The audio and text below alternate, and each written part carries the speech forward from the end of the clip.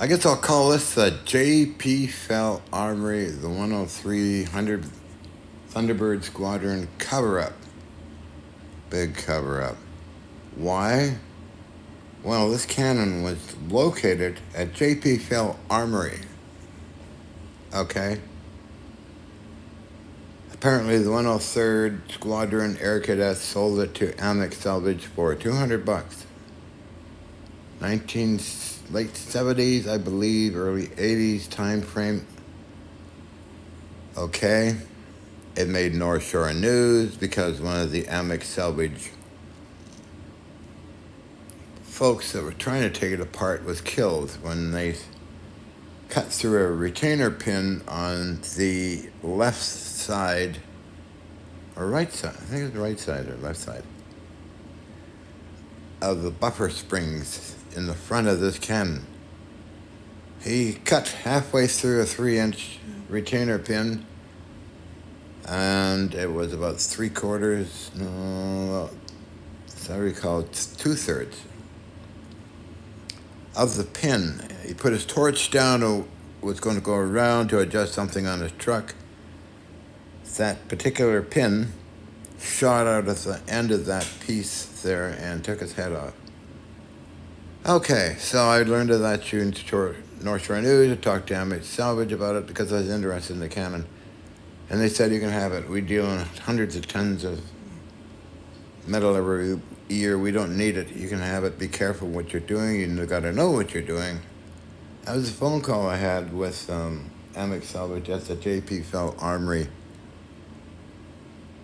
in North Vancouver, British Columbia. So that being said, I proceeded to follow their advice and take it apart, which I did do. Over time, I should have taken the whole cannon, but over time, as things progressed, I did get a number of heavy pieces, maybe a couple of tons of it. And then, in search of the cannon, it vanished. No word, nothing. I searched the internet, I searched everybody. Over the years, to around 2000 about it, and nobody knows anything. So I'm going to bring it out into the public right now. There's got to be a news article on it somewhere. I tried ChatGTP and others, and no avail. So I'm making it public. J.P. Fell Armory cover-up. Okay, this is J.P. Fell Armory, building Forbes Avenue, North Vancouver, British Columbia, Canada. I searched all old pictures and new photos. There's no cannon out front. Okay? Nothing.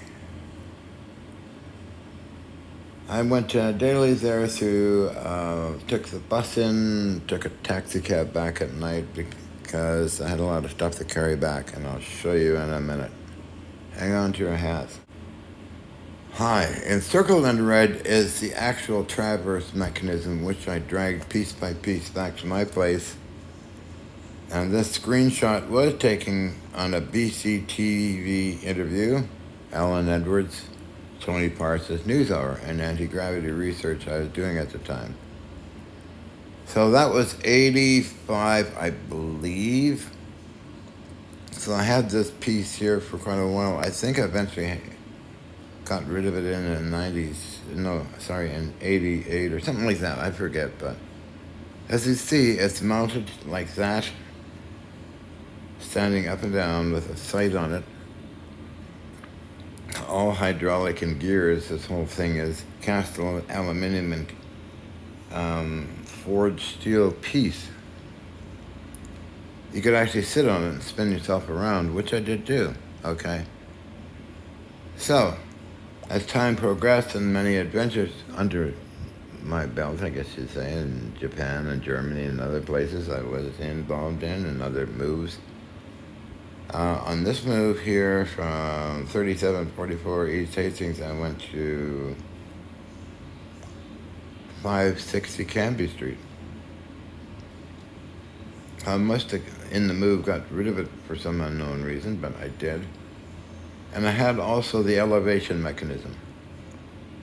Not shown here, but if you can compare this cannon to its traverse mechanism, you see that what I was saying is is true. There was a dispute that with the armoury, or 103 Thunderbird Squadron, that they took all the springs out at the airport.